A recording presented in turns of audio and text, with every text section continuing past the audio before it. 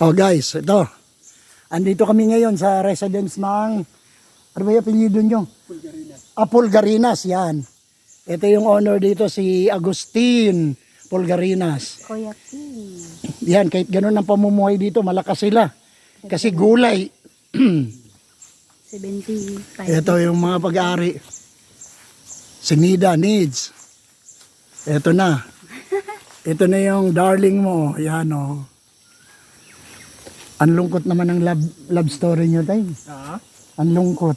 Buti na ano. Kala tayo dito, nag-tiis lang. Oo nga. Napakaganda dito sa lugar na ito. Mabuhay ako dito kasi ano ako eh, ayoko na may kausap laging tao. Yun. Lalo na kung wala namang kahinatnan, no? Parang ulan pa yata. Oo nga. Yan ang ambon. Yan mo lang. Sige, kahit mamaya na tayo umuwi. Dito lang tayo. Oh. Kaya lang may gagawin ka pa yata. Maglupa na ako dun, yung nyug. Ay, Lugit. oo, ano ba yung... O, kitin mo pa yun, ano? Ukitin pa. Eh, paano mo may bilad yan? Ayan lang, pag mabasa may mo na. araw, Oo. Pag may araw naman. Doon ay bilad. Oo. Ay, talagang... Binubuksan ko lang yan.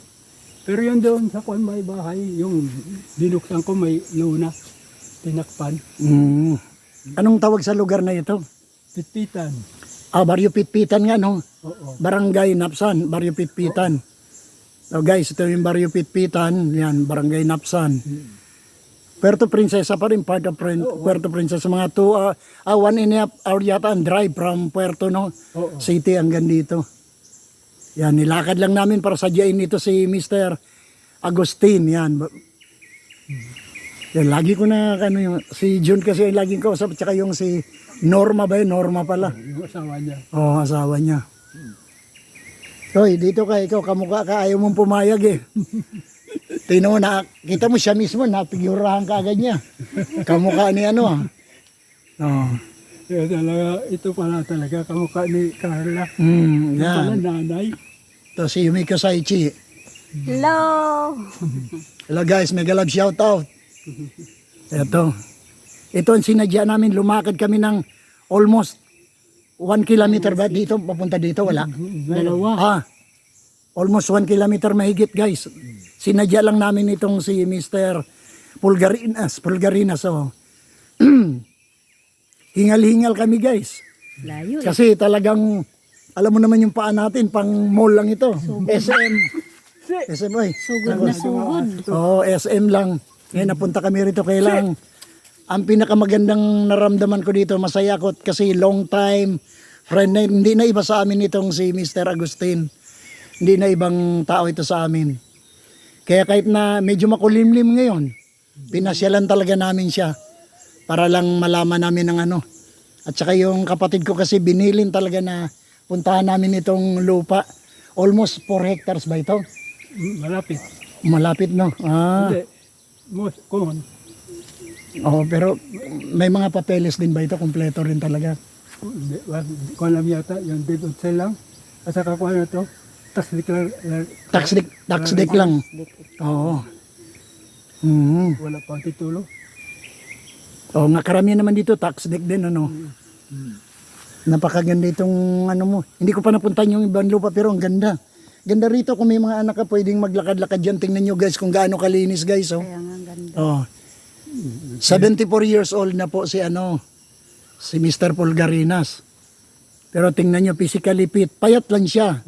Oo. Payat lang pero ang katawan malakas. Kasi batak no, batak. Tama yung sabi niya. Araw-araw ba naman? Tama yung sabi niya kung takbuhan baka maiwanan niya pa yung mga medyo bata-bata sa kanya ng kaunti. Malakas talaga katawan ng mga tao dito guys kasi maagang matulog. Tapos gulay, bihira makakatikim ng mga ano. Isda, karne. Oo. Pero sa'yo din ba yung mga kawayan na yan? Oo. O yan, binibili din yan ha. Pwedeng magulang. Pero wala dito, hindi binibili. Hinihingi lang yan. Anong gulay? Labong. Alabong. Oo. May mga labong yan, pero malalaki na ngayon. Sobra na. Pero ang tubig nyo, balon lang talaga ha. Oo, sa balon. Hindi mo na-adapt yung katulad ni lagyan ng tubo na gano'n eh. Wala, ayaw ko kasi kailangan malinis. Ay, oo. Malinis. Yan, paano mo napapatining yung tubig sa balon? yan lang siya, magkuhan, baba lang siya. Hindi nilalagyan ng mga bato o ano, whatever, ganun. Oo, may takip pa. May takip oo, kasi baka pasukin mga palaka o ano, Yung no. ulan, lamok. Ulan, oo. Ay, sigurado bang walang lamok doon? Daming Wala. paro-paro. Hindi makapasok yung lamok doon. Napakaganda rito, guys, oh. Isipin nyo, isa lang siyang naninirahan dito, guys. Kaya nga. Talagang buo ang loob niya. Sabagay, Sa kabiasnan. wala namang mga bantang panganib sa kanya kasi tahimik naman na tao si Mr. Paul Garinas. Saka walang kalaban. Walang kalaban, kasi tahimik ito. Katulad ko rin ito, hindi hindi nakikipag, basta walang pagkakitaan. Negosyo ba? Ito, isipin mo yung mga nyug na yan, oh. Nakakailang ka rin dito? Kung magkopra ilang sako? Minsan 5, minsan 3. Pag walang bunga kagaya ngayon, Wala masyado, no? baka 3 lang ito. Very seldom ang bungang. Ibig sabihin, yung isang sako, more or less, ilang kilo yon? 50 kilos. Parang bigas din, 50 kilos. Sa magkano isang kilo nun? Ay ngayon, mahal-mahal daw, tag 45 ang kilo. 45 ang kilo? Aba, ay dapat talaga mag-ano ka ngayon, magsipag ka. Oo. Yan ang ikukupras ko. Oo. Para makakuan. Kasi noon, nakaabot lang yan, 16. Minsan, 10 May lang. bagsak presyo, no? Oo, bagsak Kaya di ba meron dyan mga bumibili, tapos sila na bibilin sa'yo ng mura, no? Oo, mura. 3 peso lang ang isang peraso. Ay, May nagabili. kaya ikaw na talaga. Paano yung pinapasan mo pa yun para pumunta sa kalsada? Yan lang. Tapos magtawag lang ako doon yung top down. Dadaanan na nila dyan. Kukunin lang. Maganda. Pag dito ng bayaran, pag kukunin nila ko, pras mo, timbang na dyan. Ay, maganda pala, no? Sadyain na nila rito. Oo, daanan lang nila. Oo, tingnan nyo guys, talagang iba ang livelihood nila rito, yung life nila. Sa edad ni malakas pa siya. Actually, pagdating namin dito guys, wala siya kaya tawag kami ng tawag. Kaya sa halip na umupo na lang kami pero we are not sure na ito ang bahay talaga niya, nasadya namin. Nung nakita namin, nagkagulatan pa. Siyempre, how many years ago na? Kailan ba ako nanggaling dito? Last time na, Ay, matagal na. 1995 ba yun? Hindi, 2000 na plus. O 2000 kasi umuwi ako ng Maynila. Hindi yung nakakumbo kayo. O doon sa Puerto. Sa puerto. O 2000 to ako umuwi. Si Ivy pa ang ko noon, si Ivy. Oo. Ito lang tingnan mo. Tsaka medyo maskulado ka ba nung bronco. Long time talaga. Bata-bata pa ako yun, yung galing pa kami Manila ni Nida. Mm. Ang nakugdan sa kay mama. Isipin mo yan talagang, ay naku, masaya talaga akong nakita-kitang uli. Dito siguro mga 20 years na siguro ako dito. Dito sa kay Nida. Hindi ka na lumuluwas-luwas doon sa kabila. Hindi na. Hindi kayo ini-squat na yun doon. Ay, hindi. Saka gubat yun. Gubat. Oo, Walang makapasok doon. magtangka araw na ano. Wala. At saka alam na nila yun na kasi may mga nyug din yun. Hindi, at saka may may mga papel kasi yan. May Ano. papel, may mga muhon. Sorbe na yun. Ibig sabihin ikaw, hawak mo yung mga papel mo. Oo, mayroon. Very good. Itago mo yan talaga. O si Nida, tayo naman nabasa yung mga papeles niya. Yun na nga ang problema kay Nida. Pag may mga papilis, dapat ayusin. Dito guys, yung mga tao dito, malalaking may hektare ang lupa nila. Kaya lang, wala silang mga titulo. Kasi parang award lang ito, by the government. DNR pa rin ito, under sa DNR. Kaya lang, tax declaration, yung tax clearance. Na Oo, kailan babayaran mo yun? No? Oo, kailangan bayaran. Oo. Pag may moroso ko nga, hindi rin pwede embargo ng gobyerno ito. Kasi hindi pa, hindi pa yung tapat doon sa halaga kung nalimang moroso, Ganun ba? yung presyo. Oo. Kung naibenta mo ito, kasi gusto nila ibenta para makabayad ka, sila na maghanap ng buyer. Hindi, pwede naman siguro pwede naman siguro yung halimbawa lahat ng mga utang mo sa sa usapan na lang yan, sila na magbayad lahat. Ibawas na lang doon sa pinag-uusapan nyo. ganun. Pwede ganun kung decided talaga yung buyer. Ganun talaga yan. Yan ganyan dito guys. Yung moroso, bayaran ng buyer. O siya na magbayad. Oo. I-deduct na lang doon, bawas na. O para siyempre wala naman pera yung mga taong nag-ano dito. Oo, wala. Kayo na lang talaga, kaya lang, baka di mo mapresyo ng maayos. Oo, hindi, kasi may utang ka. Oo. Yan ang Siyempre, problema kasi doon. sir, ibabawas pa namin dito sa yung clearance mo.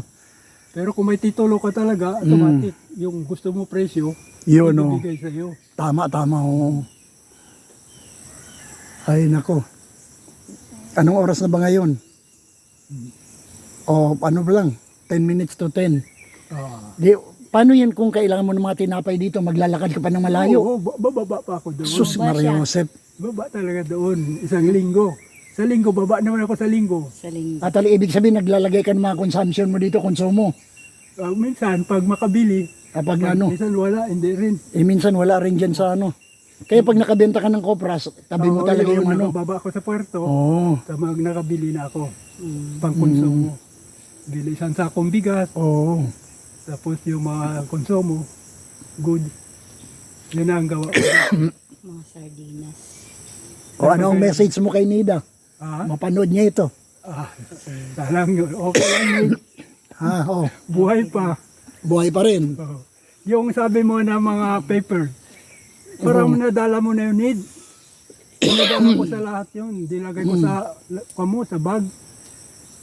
Pero tanungin ko pa rin kay Juan, kay Bergie, kung may naiwan doon. Yun. Yun. Pero hindi ko alam kung kailan ako magbaba. Oo. Pero hindi bali kasi mamaya lang makarating na sa kanya ito eh. Oo. Oo, talagang ano. Ibig sabihin di sinida, lakad-lakad. Siguro kilos ng kilos yun eh. Oo. Hindi mo mapapermi sa ano yun. Dito gulay. Yan. Dito, kamuti dito. Natanggal. Maraming tanim yung pag-alis. Oo, ito. Yung kangkungan Kaya doon. ba, ano, dami ng bunga. Oh. Meron Ay, ako wala nakita nga dyan itong bunga malaki. ngayon. Ayun. Doon, maraming bunga noon. Ayun ko, ano, May gulang hinog na, na. hindi pa no? Hinog na. Hindi pa gulang. Malapit na. Oo nga. Mangga pala yan. Oh. Anong klaseng mangga yan? Ito, yung malaki. Oo. Kung yun, ano, mampalam. Mampalang. Ano? Yung maliliit. Ay. Yun ba Kagaya yun? ba yung kay mama? Doon sa Oo, ayaw yung sa akin. Ang dami nun. Oo. Ang maganda itanim mo, yung mga magandang lahi. Yung mangga pico, ganun. Mangga kalabaw. Oo nga. Kasi pwede mo i-market yun eh. Oo. Ay pag ganyan, hindi oh, pang consumption lang yan. Pero hindi ko Yan yung nilalagyan ng bagoong, di ba? Hindi pag hilaw pa. Oo. Eh kaso malaglag yan eh, pag na ano na. Nasisira lang At yan. katindi ng unggoy.